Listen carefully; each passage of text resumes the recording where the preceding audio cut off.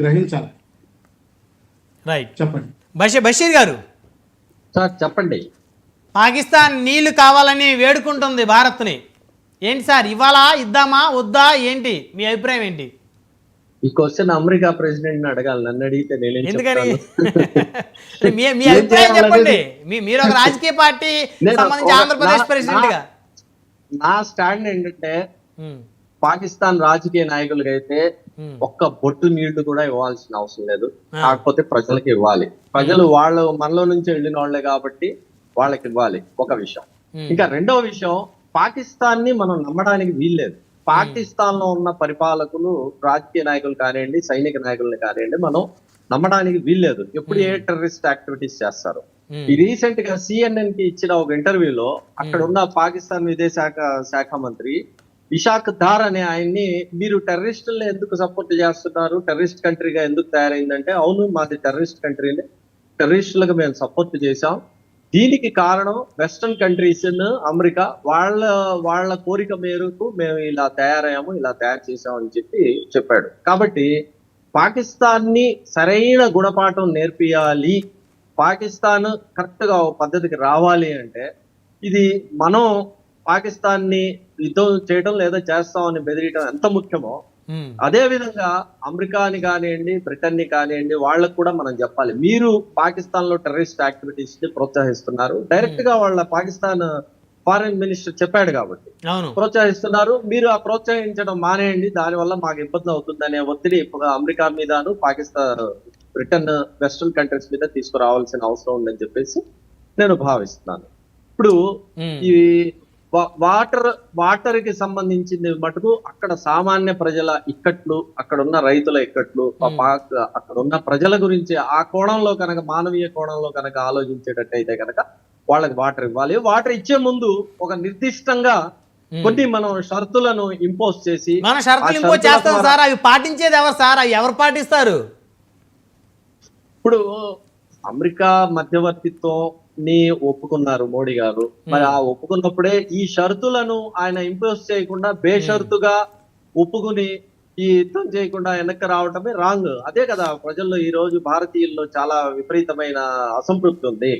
కాబట్టి ఇప్పుడు మంచినీళ్లు ఇవ్వమని అడిగినప్పుడు మంచినీళ్లు మేము ఇస్తాం, మీరు ఎలా ఉండాలి, ఎలా ఉండకూడదు, మీరు ఈ పని కనుక చేస్తే మళ్ళీ ఇది ఆపేస్తాం అనేది ముందస్తుగా మనం షరతులు పెట్టి వాళ్ళకి ఇస్తే బాగుంటుంది. షరతులు పెట్టి అమెరికా అధ్యక్షుడితో చెప్పి ఆయన మధ్యవర్తిగా పెట్టి షరతులు పెట్టాలంటారు.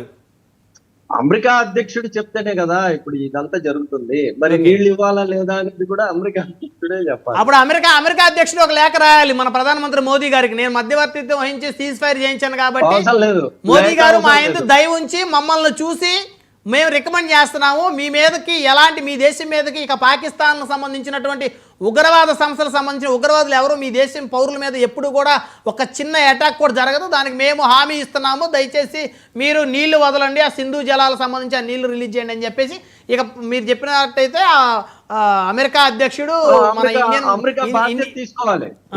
అమెరికా బాధ్యత తీసుకొని మన ప్రధానమంత్రి గారికి ఒక లేఖ రాస్తే మరి ఆయన దాన్ని అప్రూవల్ చేస్తారేమో. అంతే, మరి వాళ్ళు పూర్తిగా బాధ్యత తీసుకోవాలి. ఎందుకంటే ఆయన కల్పించుకునే కదా వ్యాపార ప్రయోజనాలు, మీకు వ్యాపారం ఇస్తాను అని చెప్పి ఈ యుద్ధం జరగబోతున్న వాతావరణాన్ని సీజ్ ఫైర్ చేయించాడు. కాబట్టి ఆ బాధ్యత తీసుకోవాల్సిన బాధ్యత కూడా ట్రంప్దే, అమెరికా అధ్యక్షుడిదే. మరి ఏ విధమైనటువంటి షరతులు లేకుండా సీజ్ ఫైర్ గా ఒప్పుకోవడం అనేది తప్పు, ఏ విధమైన షరతులు లేకుండా సీజ్ ఫైర్ చేయమని కోరడం కూడా ట్రంప్ది తప్పు. కాబట్టి ఖచ్చితంగా షరతులు పెట్టి వాళ్ళకి రేపు పొద్దున్న మంచినీళ్ళు వదిలినా లేకుంటే ఇంకోటి చేసినా సరే షరతులు పెట్టాలని చెప్పేసి నేను భావిస్తున్నాను. ఏమంటారు ఎంజీ రావు గారు? ఇది జరిగేదేనా? ఈ సార్ చెప్పిన అంశం ఇంప్లిమెంట్ కి కనీసం 1% అనే అవకాశం ఉందా? అమెరికాకి it is nothing to do with this అండి. ఏంటంటే ఇద్దరు కొట్టుకున్న సమయంలో అది అమెరికా అంటే పోలీస్ పాత్ర, దాని ముందు ఎవరో నిలబడలేరు. 13,000 ఫైటర్స్ తోటి ఉన్నాయి. ఇప్పుడు జెలెన్స్కీ అంత ఓపెన్ గా ఆయన డిఫెండ్ చేశాడు, 15 నిమిషాలు సంవాదం జరిగింది. మరి కనీసం 15 సెకండ్లు కూడా మన మోడీ గారు మాట్లాడలేకపోయారు కదా. ఓకే, నువ్వు పెద్ద పోలీస్, నేను ఒప్పుకుంటున్నాను, మరి నాకేం గ్యారంటీ ఇస్తున్నావు?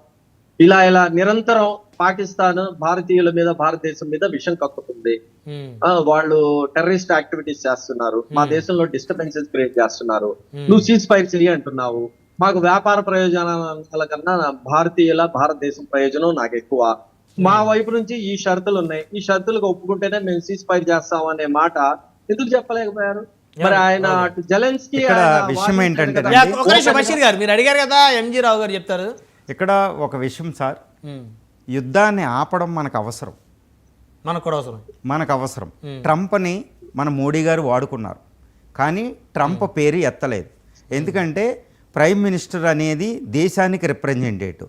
అక్కడ జెలెన్స్కీతో మనకు సంబంధం లేదు. జెలెన్స్కీ 15 నిమిషాలు ఏదో పిచ్చి పిచ్చిగా మాట్లాడేశాడు, వైట్ హౌస్లో మాట్లాడేశాడు. అక్కడ నుంచి వైట్ హౌస్ నుంచి థ్రోన్డ్ అవుట్, ఆయన బయటికి పంపించేశారు. అసలే ఆయన ట్రంప్ బయట పంపించారు. జెలెన్స్కీ నిలబెట్టుకున్నాడా, మళ్ళీ వెళ్ళి వాళ్ళతో ఆ మినరల్ ఒప్పందం చేసుకున్నాడు, మళ్ళీ ఆయుధాలు అడుగుతున్నాడు. ఇప్పుడు అమెరికా ఏం చెప్తే అది చేస్తాడు. But it is an India, it is already A power. Pakistan అనేది చాలా చిన్న దేశం, దాంతో మనం వెళ్ళకూడదు. నేను ఒకటే చెప్తున్నా, రష్యా అధ్యక్షుడు యుక్రెయిన్ ఓడించేద్దాం, 3 రోజుల్లో 4 గంటల్లో ఓడించేద్దామని యుద్ధంలోకి వెళ్ళాడు.